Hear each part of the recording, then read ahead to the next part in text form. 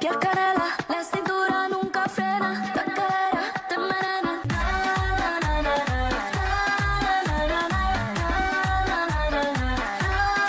Y tú no puedes ser rey si no tienes la reina. La noche por ley, yo soy quien te despeina. Vámonos comemos tu hija, tu hija. Nadie te lo hace como lo hace la rey, como lo hace la rey.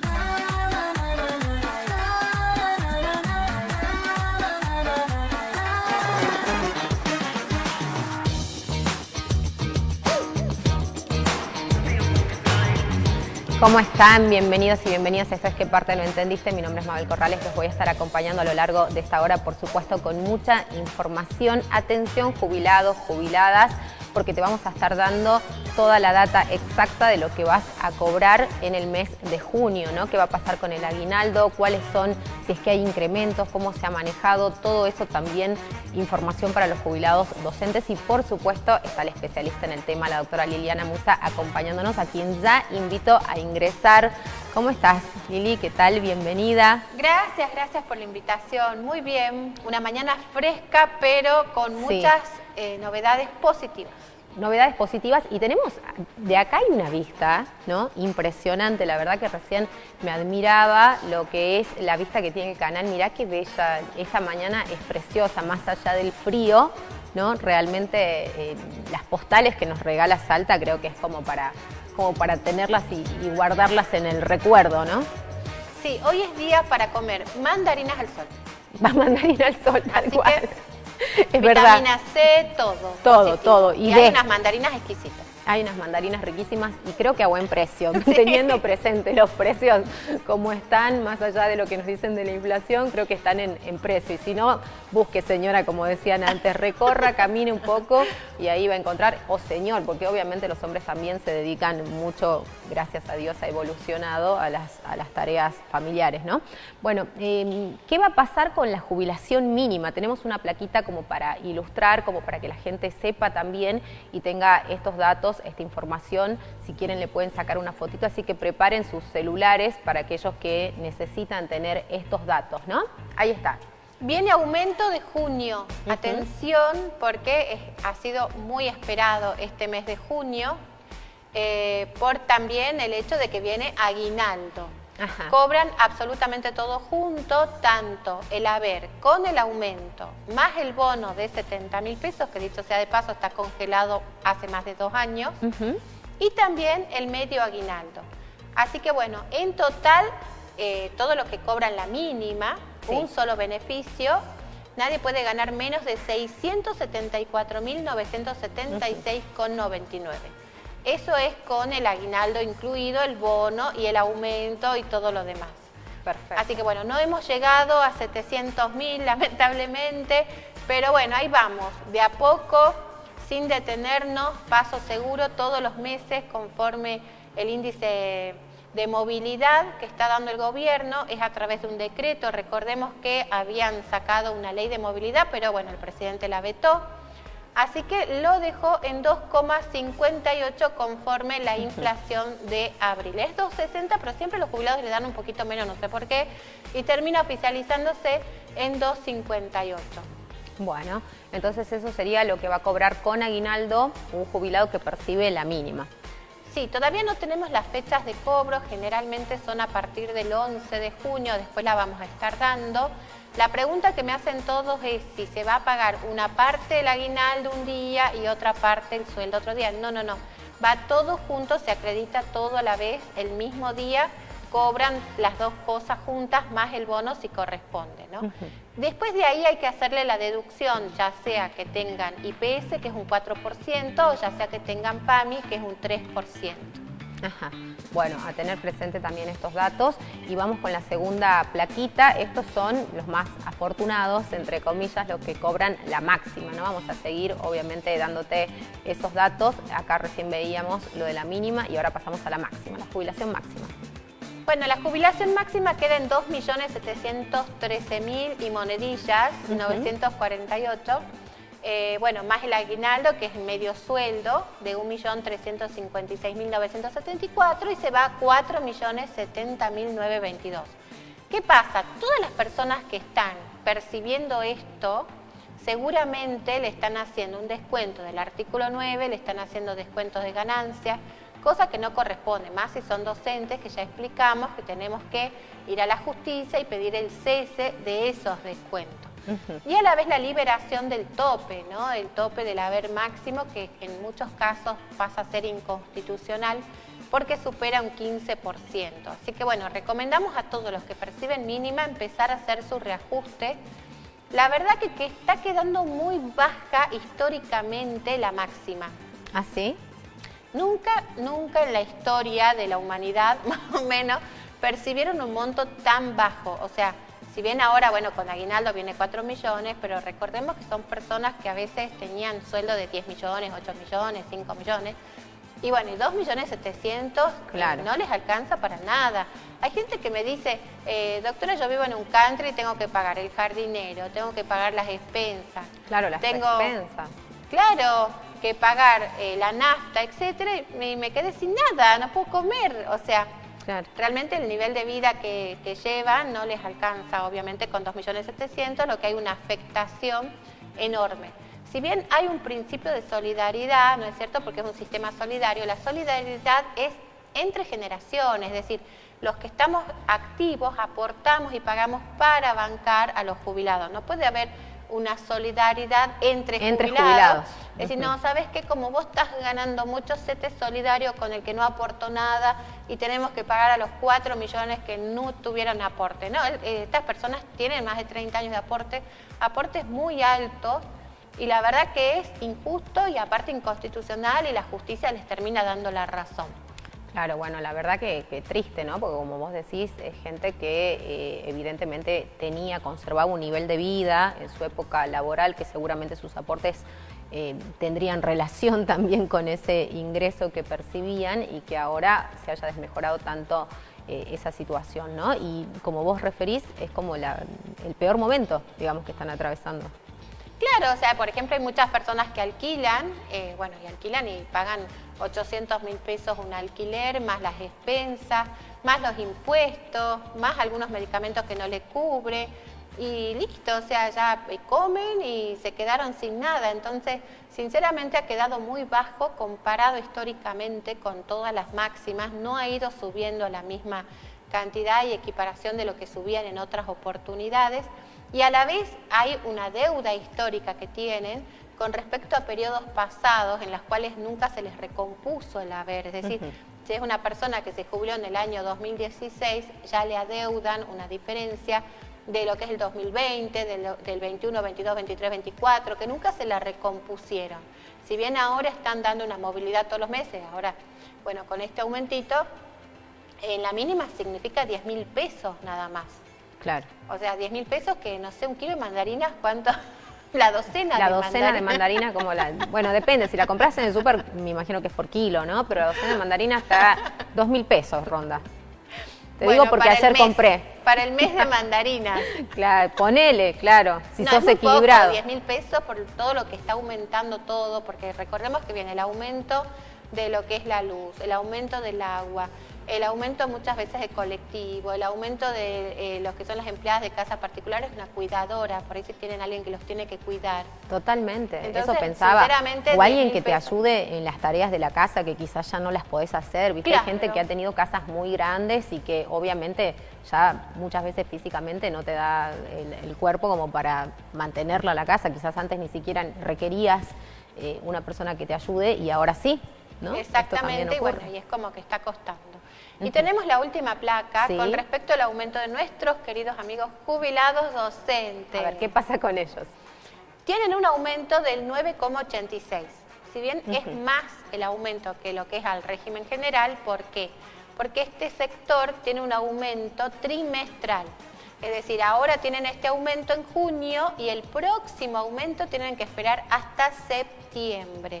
Los docentes no universitarios, 9,86% es el aumento confirmado, y los docentes universitarios, 6,85%. También les van a dar el medio aguinaldo, pero bueno, lamentablemente en todo lo que va del año este índice que tienen ellos especial, que es conforme el aumento salarial, es menor a la inflación. Ha sido menor al índice que le están dando al jubilado de régimen general.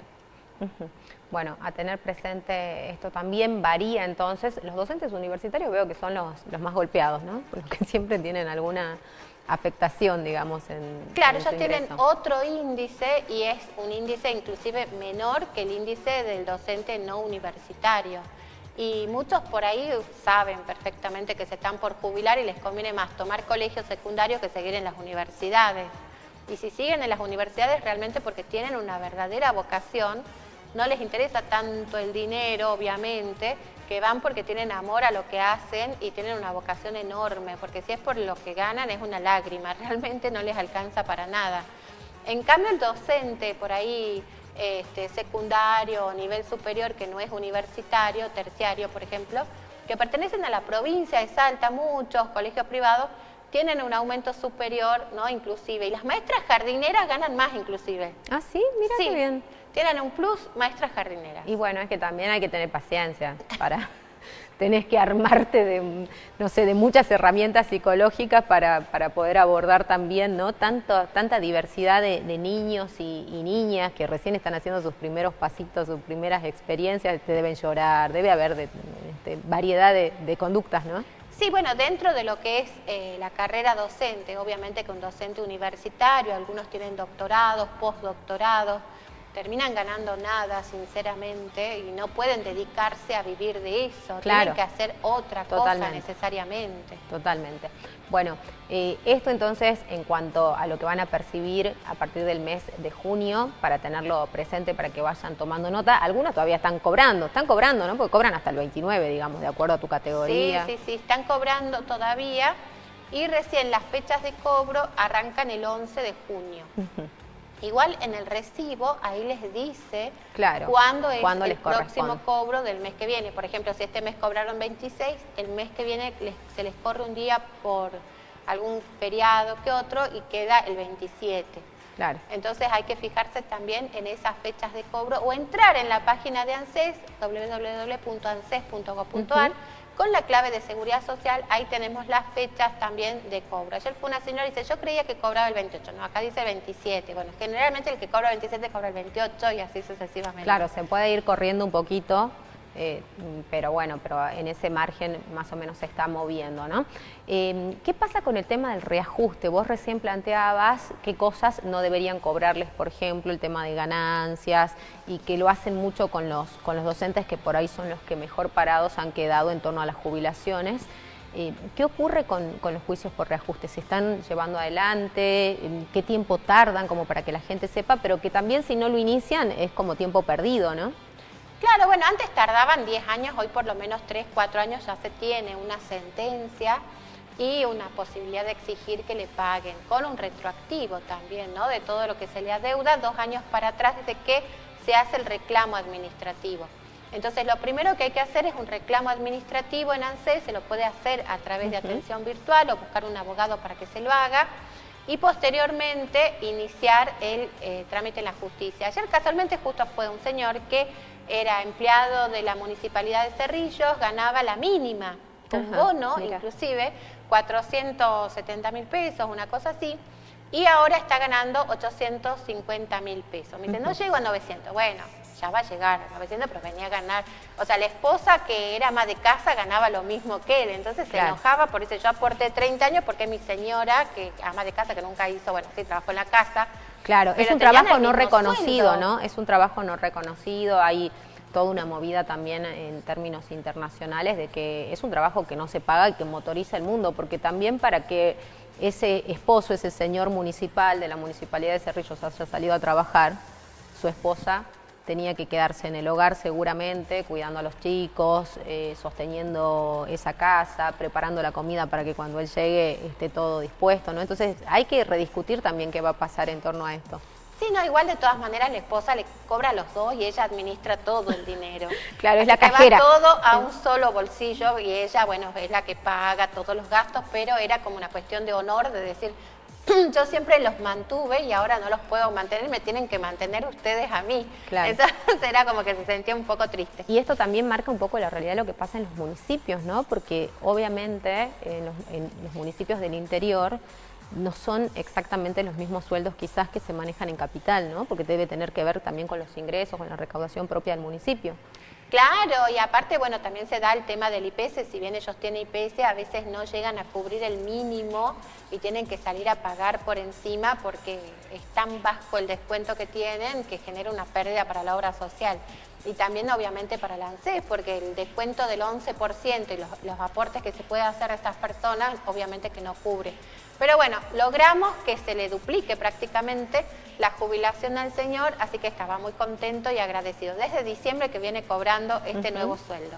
Claro. Y así muchos casos, testigos, gente que se jubiló en el 2014, 2017, 2020. Hay gente que se jubiló en el 2024 y ya está haciendo reclamos. Está muy bien. Por ejemplo, gente que trabajó y ganó muy bien durante muchos años y por una razón de la vida, de las crisis, del desempleo y de todo lo demás, quedaron sin trabajo a los 50, a los 55 años. Tuvieron que esperar pagando monotributo para llegar a la edad jubilatoria. Y hoy están ganando 800.000 pesos cuando tenían remuneraciones y sueldos de 2, 3 millones. Claro. Entonces ahí haciendo el reajuste se le va a 1.400.000, por ejemplo, prácticamente el doble de lo que están ganando actualmente. Más allá de la fecha de cese, es la cantidad de remuneraciones o la determinación de las remuneraciones que utilizó ANSES. Si son remuneraciones anteriores a febrero del 2009, sí o sí corresponde reajuste. Y aparte, bueno, la PBU que también está desactualizada. Así que no importa la fecha que se hayan jubilado, hay que sacar lo que se llama un detalle de beneficio de ANSES, buscar un abogado, hacer la consulta y ver si corresponde o no. Mucha gente se queda con los 800.000, va al ANSES, hace el reclamo, ANSES le contesta, no te corresponde ningún aumento, estás cobrando fenomenal, y se quedan ahí con eso, y en realidad, como el caso del señor de 800 se le va al doble prácticamente, más los intereses y todo lo demás. Entonces hay que hacer el juicio. Hay que hacer el juicio y hay que buscar un profesional, ¿no? Muchísimas gracias, Lili. ¿Dónde te buscan? Urquiza 905. 905, los lunes, miércoles y viernes de 17:30 a 20. Exactamente. Bueno, genial. Gracias por compartir con nosotros. Nos vamos a ir a la pausa. Quédate ahí que en un ratito volvemos.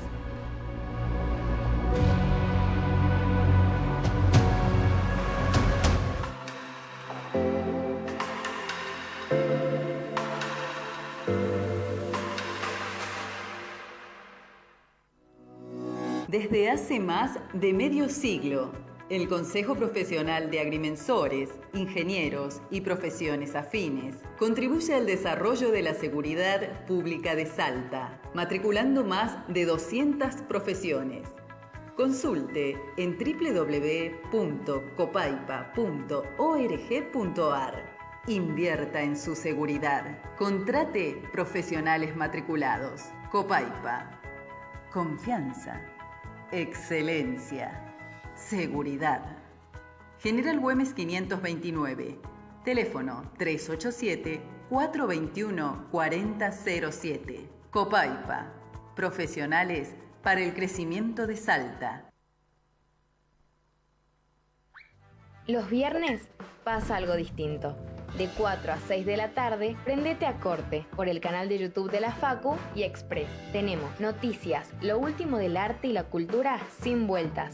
Cultura, lo que se está creando acá y ahora. Educativo, el detrás de escena que nadie te explica. Juegos, para relajar y participar de forma activa. Un stream hecho por estudiantes, para ver el arte como nunca antes. Esto es Corte.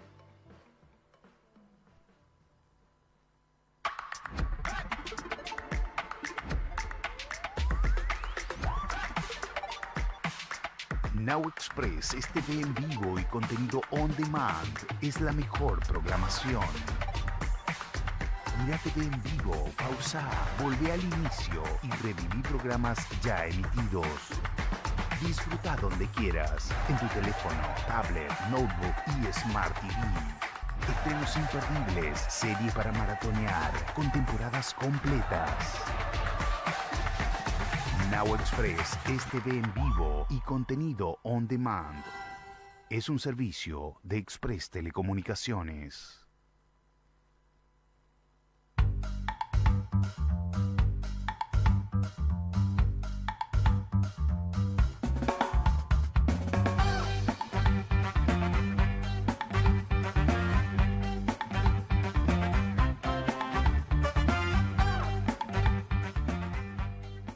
Frente a una situación de acoso en el colectivo, avisa al chofer o al inspector.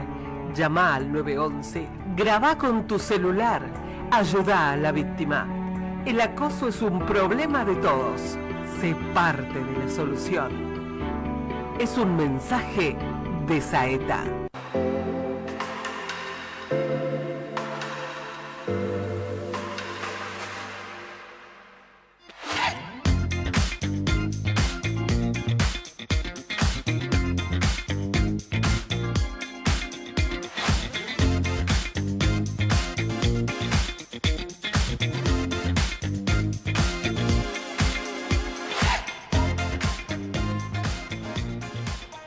Continuamos acompañándote, vamos a estar hablando de un caso que obviamente nos tiene expectantes a todos los salteños, ¿no? Que quieren que efectivamente se conozca qué es lo que ocurrió con Vicente Cordeiro, con el comisario Vicente Cordeiro.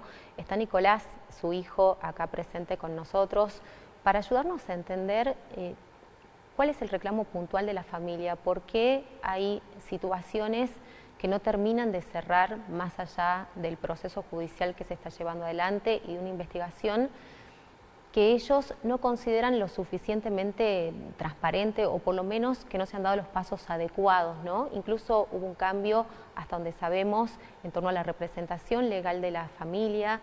Yo he tenido la posibilidad de dialogar en muchas oportunidades con Vicente Cordeiro, realmente una persona absolutamente respetuosa, que contestaba cada llamado, incluso fuera de horario, para comentarnos, para mantenernos al tanto cuando teníamos requerimientos periodísticos por alguna investigación particular. Entonces, también creo que en honor al trabajo y a la dedicación que ha tenido Vicente Cordeiro, es un deber como medios informar acerca de este tema fundamentalmente, ¿no? ¿Cómo estás, Nicolás? Gracias por acompañarnos. Hola, Mabel, gracias por la invitación.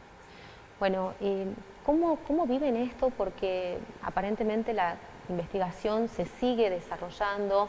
Obviamente ustedes creen que detrás de esto no hay una decisión voluntaria de Vicente de darle fin a su vida, sino que ha intervenido alguien en este sentido, ¿no? Sí, exactamente. Nosotros eso es lo que creemos. La verdad que nos cuesta entender de que por ahí se maneje solo una hipótesis, ¿no? Porque eso fue lo que comunicaron a través de la Procuración General en su momento, un mes después del hallazgo del cuerpo de mi papá. Nosotros teníamos ya declaraciones desde el Procurador General diciendo que él tenía el caso totalmente esclarecido y que el dato más esclarecedor que él tenía era que habían detectado hidrocarburos en el cuerpo de mi papá. Entonces la verdad que nos llamó mucho la atención, ¿no? Porque en ese momento no teníamos todavía y no tenemos todavía los datos del celular, que había pasado con el celular. No habían llegado y no se habían terminado de hacer los análisis desde la federal, que habían estado presentes en la escena también, y muchos elementos que faltaban todavía y que nosotros creíamos que eran fundamentales para tratar de encontrar la verdad, ¿no? De entender qué fue lo que pasó, porque esto a nosotros como familia nos agarra totalmente desprevenidos. Yo creo que es algo que jamás nos hubiéramos imaginado. Vos me conocés, Mabel, sabés que...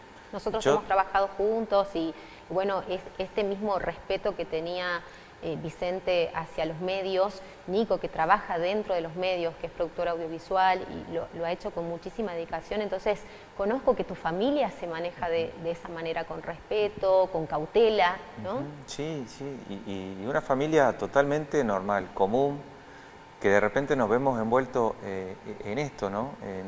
Y yo creo que lo más difícil para nosotros es no tener una respuesta, es no saber qué fue lo que pasó. Ya pasaron 7 meses desde que apareció el cuerpo de mi papá. Entonces, de repente, al día de hoy, no tener una explicación certera, real, científica, que no nos deje margen de dudas, la verdad que nos llama la atención. Lo último que sabemos es que se va a llevar adelante una reconstrucción.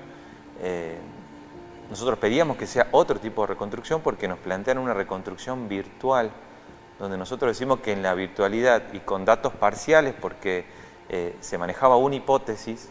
Entonces, cuando se maneja una hipótesis, se tienen datos sobre una hipótesis y se sigue una línea. Hacer una reconstrucción sobre esa posible hipótesis nos parecía totalmente incompleto. Entonces, lo que nosotros planteamos con nuestro abogado, con el doctor Reyes, es que se aplace este tipo de medidas y que se realice una reconstrucción como tiene que ser, ¿no? A la altura de este caso, de la escena, de lo complejo que de lo que nos vamos enterando de lo que fue, ¿no? el hallazgo del cuerpo de mi papá. ¿Qué cosas te hacen presumir que hay algo más detrás de todo esto, ¿no?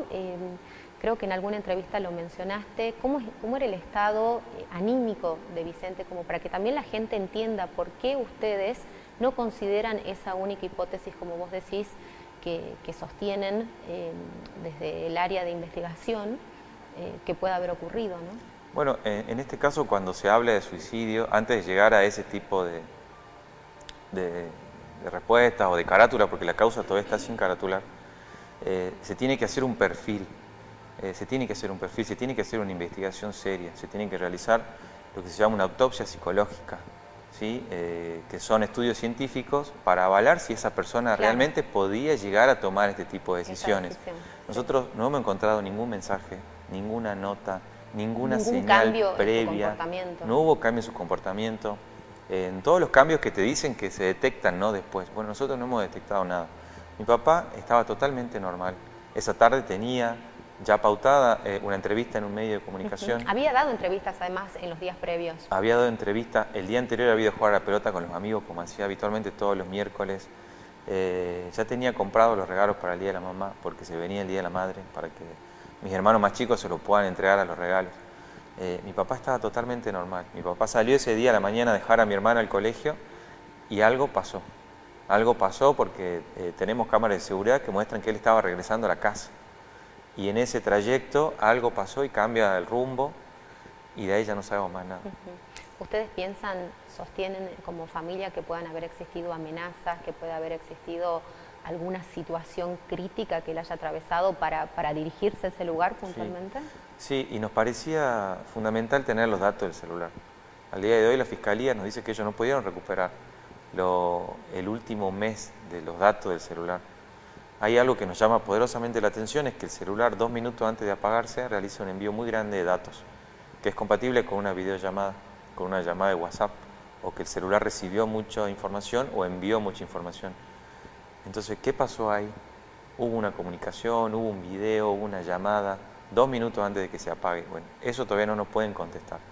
No tienen esa información, no pudieron recolectar, el celular está totalmente quemado. Entonces, si algo pasó ahí, todavía nosotros no lo sabemos.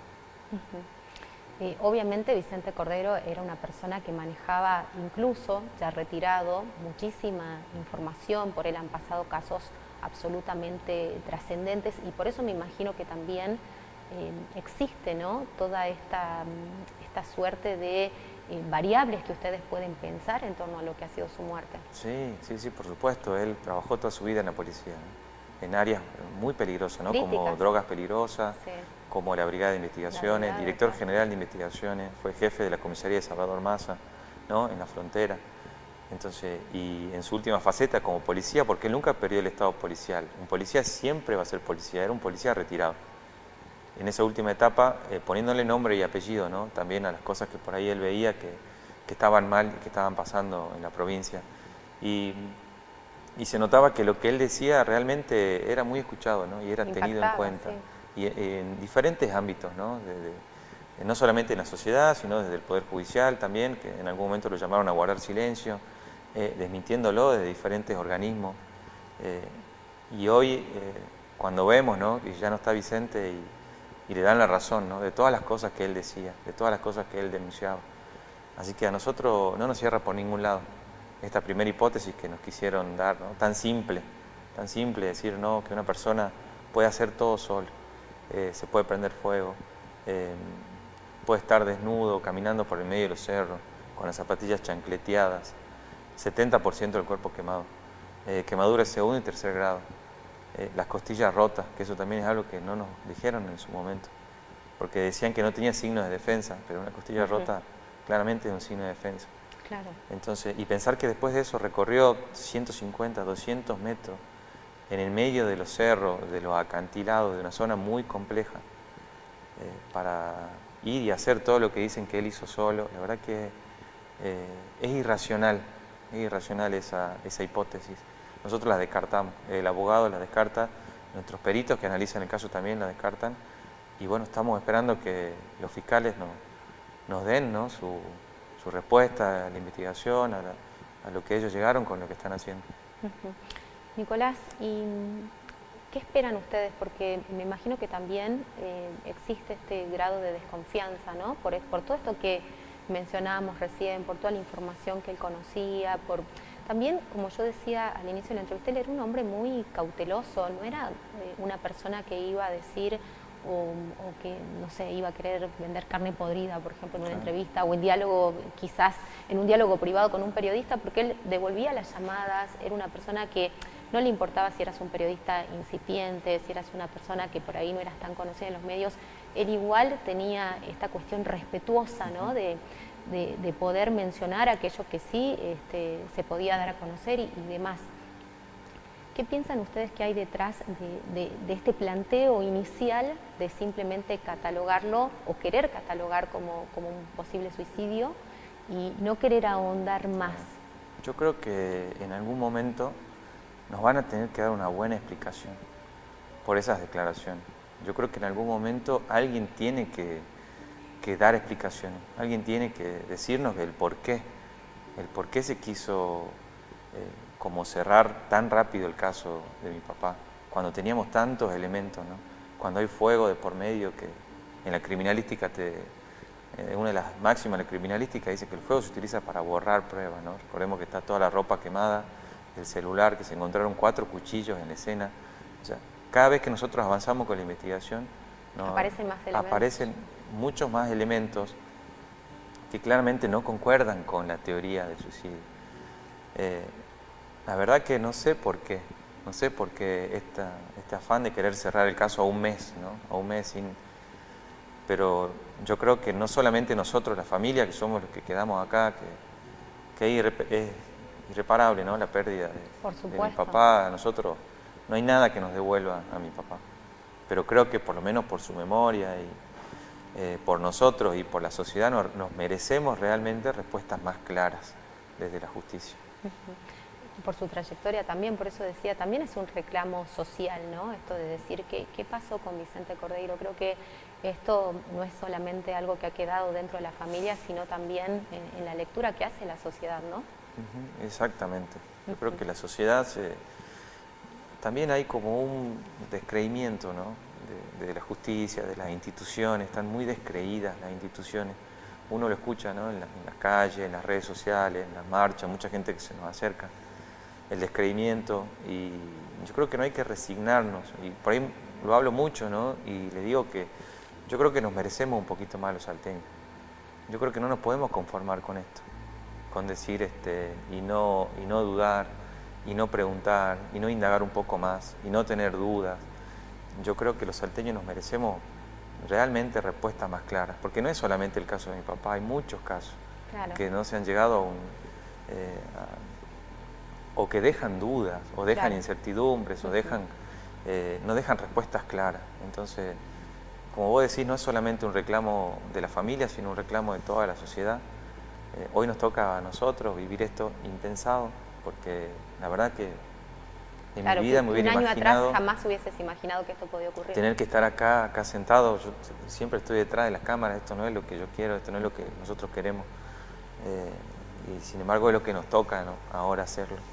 Y detrás de nosotros hay mucha gente, está toda la sociedad, yo creo, pidiendo que la justicia haga su trabajo, porque eso es lo que nosotros le estamos pidiendo. No le estamos pidiendo un favor, no le estamos pidiendo nada extraordinario, le estamos pidiendo que nos den una respuesta clara.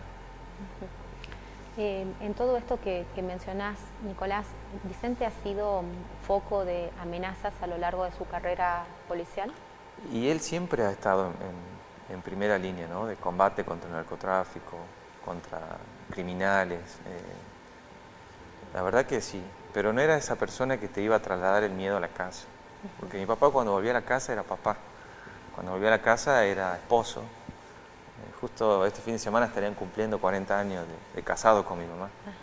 Ellos se conocieron en la escuela de cadete. Entonces, no era esa persona que te iba a llevar el miedo a la casa. Él no nos hacía vivir con miedo, sí con cuidado, con precaución, porque él nos decía que hay cosas que pasan y que cuando pasan ya son demasiado tarde, ¿no? Y hay que tener cuidado, precaución, pero no nos trasladaba ese miedo. Ese temor. Ese temor, pero sabíamos que sí. sabíamos que él había estado en situaciones muy complejas, ¿no? Entonces, sí nos daba temor esta última faceta también de él denunciando cosas tan complejas, ¿no? Poniéndole nombre y apellido. Entonces, yo creo que lo que él hacía no era para que la sociedad viva con miedo. Yo creo que lo que él hacía era para que tomemos conciencia de que estas cosas pasan y de que se lleven adelante políticas públicas reales. Esa era su palabra. Yo por ahí repito mucho las frases que él decía. No hay políticas públicas reales para combatir lo que está pasando. Algo está pasando. Los salteños realmente nos tenemos que preocupar. Esas eran sus palabras, eso era lo que él transmitía. Así que yo creo que por su legado, por lo que él representaba para la sociedad, merecemos realmente saber qué fue lo que pasó. Por supuesto. ¿Tienen fe de que este proceso concluya con una verdad? Porque también esto, ¿no? La búsqueda de la verdad, la búsqueda de la justicia y la búsqueda de que la familia también tenga paz y que Vicente descanse en paz, ¿no? Sí, yo creo que la fe no hay que perderla, ¿no? Yo creo que la fe es lo que nos motiva, lo que nos mueve, lo que nos mantiene en pie, ¿no? Tener fe de que en algún momento nosotros vamos a saber. La verdad que es muy triste para nosotros a veces que la gente se nos acerque y nos comenten y como resignados, ¿no? Diciendo, capaz que nunca vas a saber qué fue lo que pasó con tu papá. Yo sé quién era mi papá, entonces yo sé lo que él era como persona, como profesional, Entonces yo sí tengo respuestas, yo sé quién era Vicente Cordero, yo sé, pero como te decía recién, también nos merecemos justicia, también nos merecemos justicia por sus legados, por los que quedamos acá. De que tengo fe, sí tengo fe, de que en algún momento vamos a ver la verdad. Lo que no sé realmente es cuánto tiempo nos va a llevar.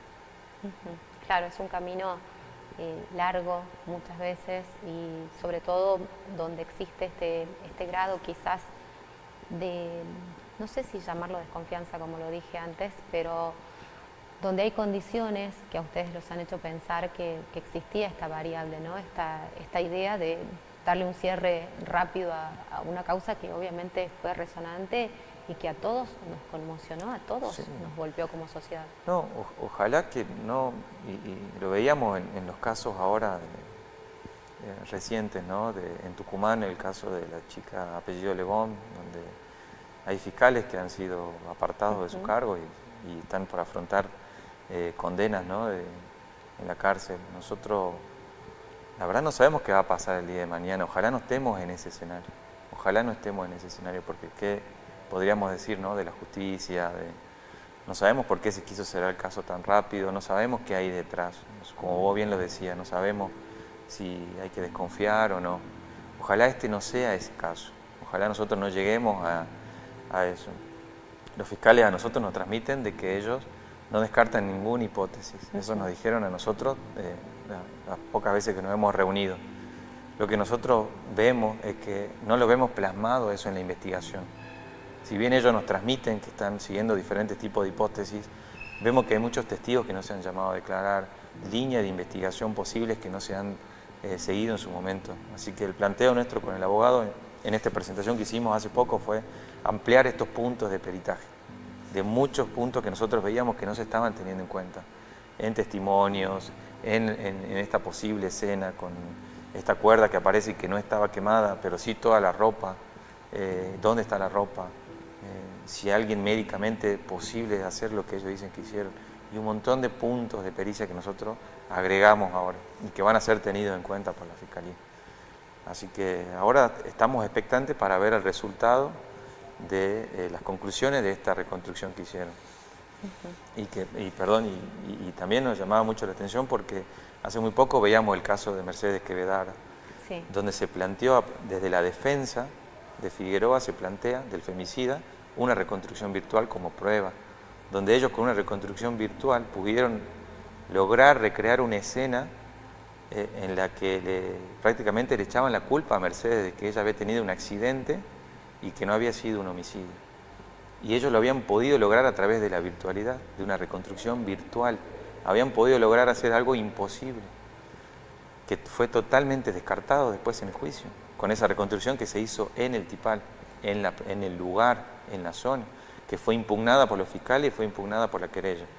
Entonces a nosotros sí nos llama la atención que teniendo este antecedente hace muy pocos días, Claro. que se presente esta forma, ¿no?, de reconstrucción virtual, donde claramente se pueden armar escenarios que son ilógicos y que se demostró que fueron, la verdad, que mentiras, ¿no? Bueno, Nico, obviamente te agradezco que hayas venido, que nos cuentes en primera persona, ¿no?, lo que sienten, lo que viven como familia. Vicente tenía nietos también y me imagino que esto son niños, son adolescentes, son jóvenes.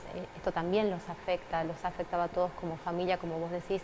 La pérdida física de él es irreparable, pero se agrava y se aumenta el dolor al no saber la verdad, ¿no? Exactamente. Nosotros decimos que, y lo hablamos mucho con mi mamá, es como que estamos suspendidos en el tiempo. Es como que a veces no sabemos si estamos, si no estamos, si avanzamos, si no avanzamos, porque no podemos terminar de hacer nuestro duelo, porque no sabemos qué fue lo que pasó. Ya han pasado 7 meses. Yo no sé al día de hoy qué fue lo que le pasó a mi papá. Tengo esta indignación, esta bronca de decir y ver, ¿no?, desde la autopsia todo lo que sufrió. Entonces, y mis hijos, sus nietos, ¿no?, que le decían el Tata. Era el Tata. Él era todo para mis hijos. Entonces, realmente queremos vivir un poquito más en paz y queremos una respuesta un poquito más clara de la justicia. Por supuesto. Gracias por acompañarnos y obviamente vamos a seguir abordando con respeto este tema y bueno, tenés acá el espacio abierto cuando lo necesites. Muchas gracias, Mabel. Gracias por compartir con nosotros. Nos vamos a ir a la pausa, quédate ahí, ya volvemos.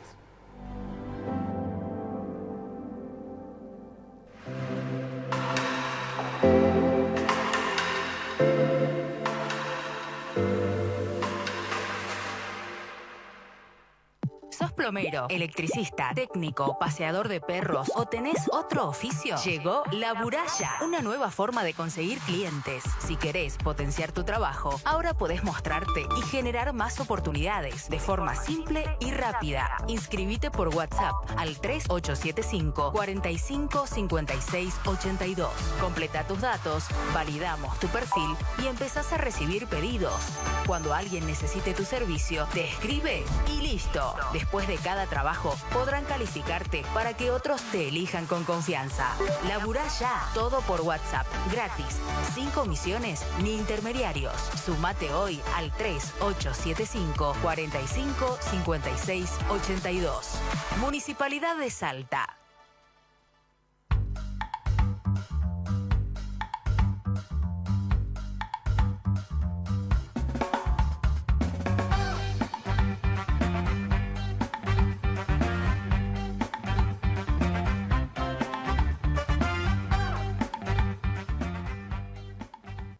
¿Sabías que lo que tirás por el inodoro o la pileta puede volver a tu casa?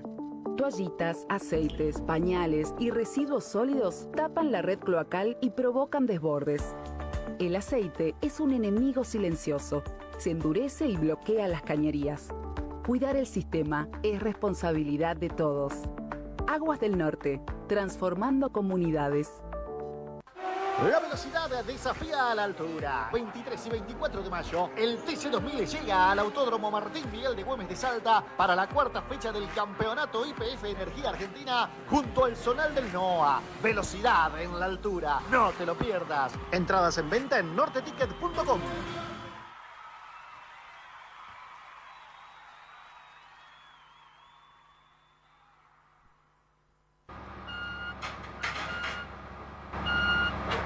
¿Te resulta familiar este sonido? Es el progreso llegando a tu barrio. Esa calle, antes de ser pavimentada, fue una idea que se debatió aquí, en el Consejo Deliberante, donde las necesidades de tu barrio encuentran una solución. Cuando veas más espacios iluminados o un servicio nuevo que llega a tu puerta, es porque antes hubo un proyecto que lo hizo posible. Un tránsito más ordenado, una ciudad más sustentable. Es el resultado de horas de estudio y consenso. Porque legislar es eso, escuchar a todas las voces, controlar y cuidar los recursos de todos los salteños. Y claro, proteger nuestra casa común. Y a esa tarea la hacemos entre todos. Cada avance, cada mejora en la ciudad tiene un punto de partida. Consejo Deliberante de la ciudad de Salta. Un consejo más cerca tuyo.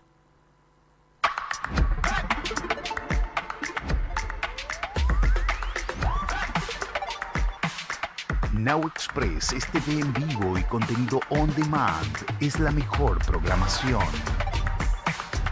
Mira TV en vivo, pausa, volvé al inicio y reviví programas ya emitidos.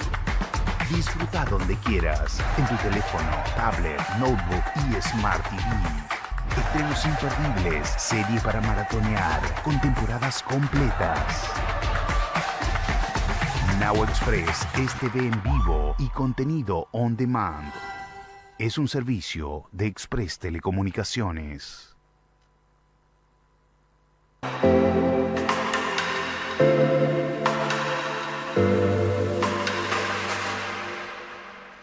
Tú no puedes ser rey si no tienes la reina.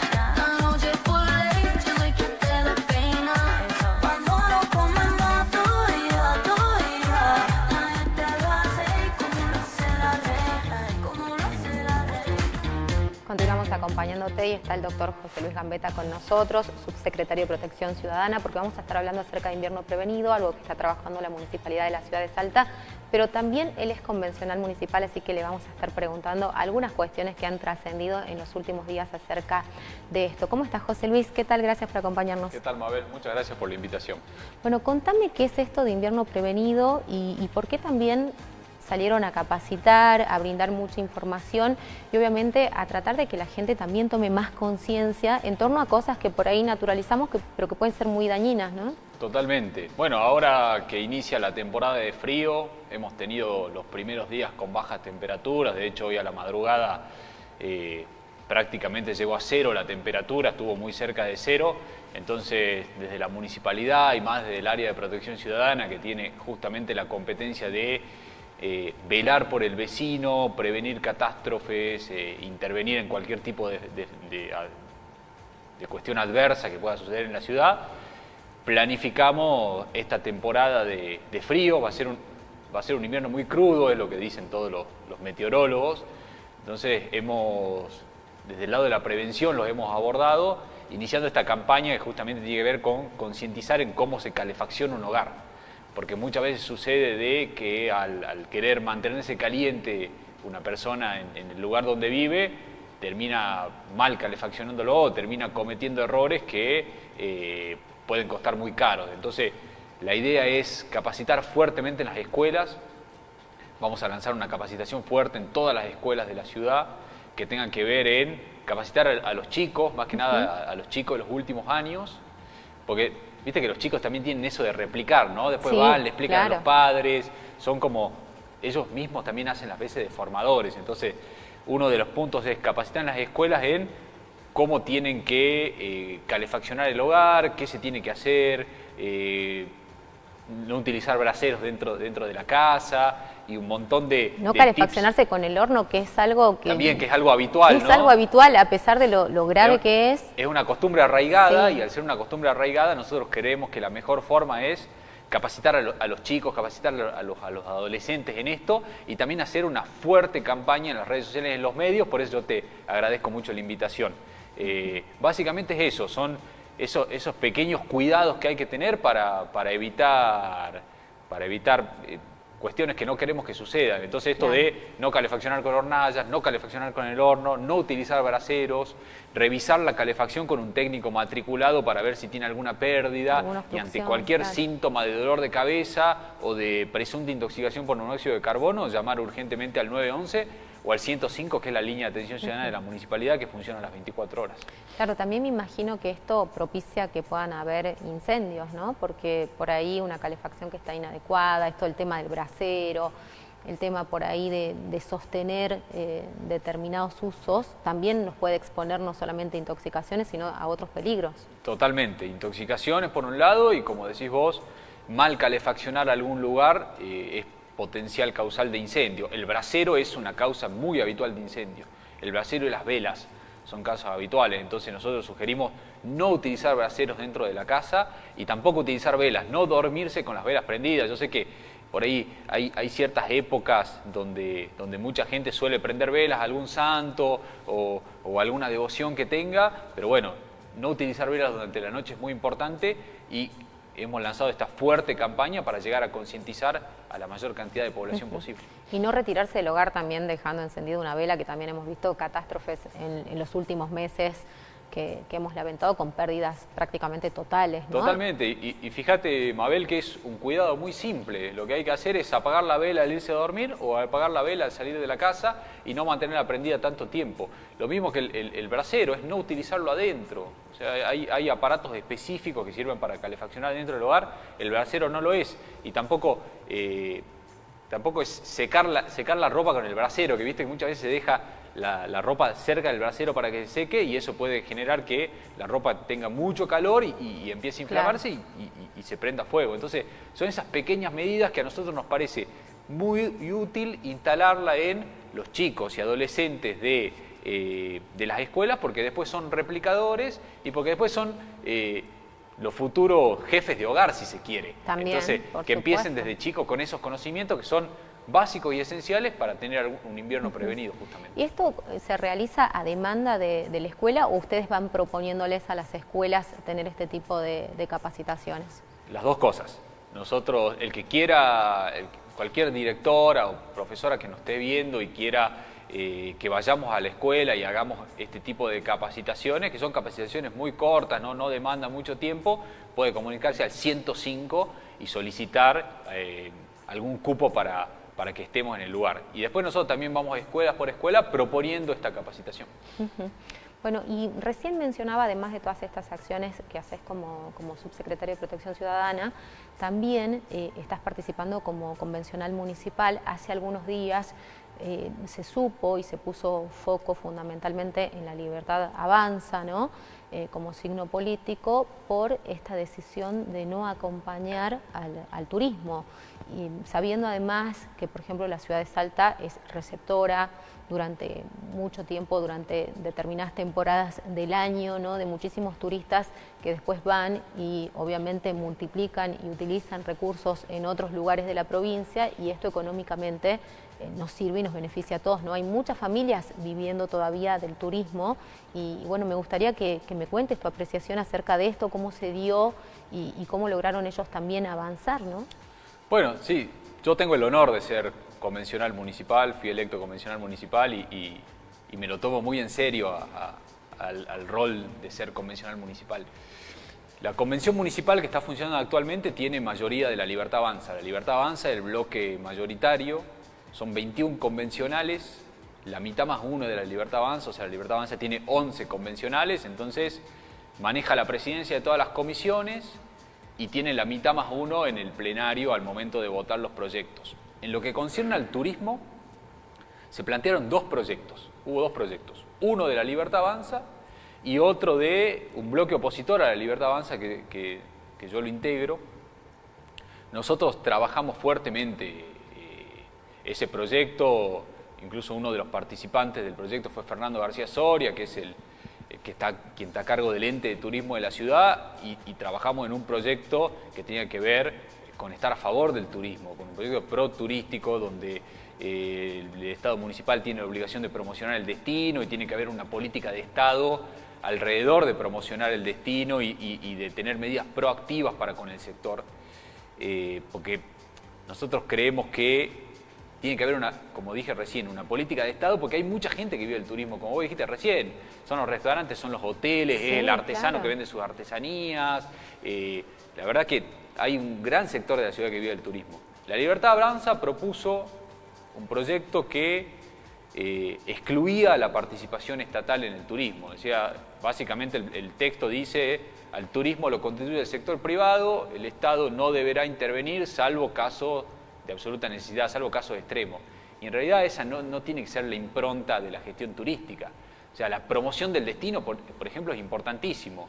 Si la ciudad o la provincia no promocionan el destino, el turista se va a otro lado y hay otros destinos que terminan captando ese turismo y la industria empieza a enflaquecer, ¿no? Con todo lo que eso significa, con toda la gente que vive del turismo. Yo creo que al sancionar ese ese proyecto porque básicamente impusieron el número. Nosotros, incluso en la misma sesión, le dijimos que iba en contra del turismo, que iba en contra de la industria, este articulado que proponían. Pedimos hasta un cuarto intermedio, no quisieron escuchar. Yo creo que no escucharon al sector, ese fue el problema, no escucharon al sector al sancionar este artículo. Me pareció lamentable, ¿no? Me pareció lamentable y lamentablemente si sanciona así como está, el turismo en Salta va a decrecer mucho, porque el turismo ha crecido en Salta cuando se lo acompañó y cuando hubo un acompañamiento sostenido durante muchos años. Esto tiene que trascender las gestiones, no importa quién gobierne, claro. Tiene que haber una línea clara de acompañamiento una política al de sector. Estado permanente. Exactamente, no sirven políticas esporádicas, lo que sirve es el acompañamiento sostenido y eso planteamos nosotros en la carta. Lamentablemente la Libertad Avanza no lo ve igual, la Libertad Avanza lo que propuso es que el Estado no acompañe, que el turismo, que el sector turístico se las arregle solo y esto va a ser muy perjudicial para el turismo. Así que han impuesto su número y han aplicado la mayoría, pero no es la idea de una convención. Yo creo que la convención tiene que llegar a un consenso, tiene que escuchar a los sectores y en base a eso tiene que legislar. No ha sucedido en este caso. Bueno, la verdad que lamentable porque, como vos decías, la tarea de promoción y de impulsar justamente esta llegada, ¿no? de esta oferta, digamos, que se hace desde los gobiernos. Pensemos en Jujuy, que es una provincia cercana y que obviamente trabaja con muchísima potencia esto, ¿no? Y que de hecho se ha posicionado mucho en los últimos años tratando justamente de relevar ese lugar como destino y bueno, obviamente nosotros no nos podemos quedar atrás, ¿no? Y fíjate que, como decía recién, hay una cuestión que no hace el sector privado que tiene que ver con la promoción y con el acompañamiento. El destino se promociona como destino, se promociona con la ciudad. No es que el hotelero promociona su hotel. Claro. Entonces, la gente va a Salta, no va al hotel tal o cual. Obviamente hay atractivos que atraen mucho al turista, pero eso se promociona como ciudad. Entonces es importante que la ciudad tenga un rol activo en la promoción del turismo. Es importante que la ciudad acompañe al turismo, que acompañe, por ejemplo, con algunos regímenes de fomento impositivo a nuevos hoteles, como se hace hoy en día. Pero la idea de una carta, la carta municipal, la actual es del 88, se está reformando en 2026. Entonces nosotros estamos legislando ahora para que esta carta municipal dure 30, 40 años. Entonces tiene que estar plasmado, como vos dijiste al principio, que me pareció muy atinado, políticas de Estado, que trasciendan cualquier gobierno. Nosotros creemos que la política de Estado atinada para el turismo es una participación activa del municipio en la promoción y en el acompañamiento del sector. La Libertad Avanza no lo entendió así. Bueno, queda clarísimo entonces esto que fue prácticamente un escándalo la semana pasada, en los últimos días, ¿no? Muchísimas gracias, José Luis. Muchas gracias a vos. Gracias por venir a acompañarnos y por brindarnos toda esta información. Nosotros vamos a empezar a despedirnos, por supuesto te agradecemos que estés del otro lado y te recordamos que la cita siempre es aquí. Chau, chau.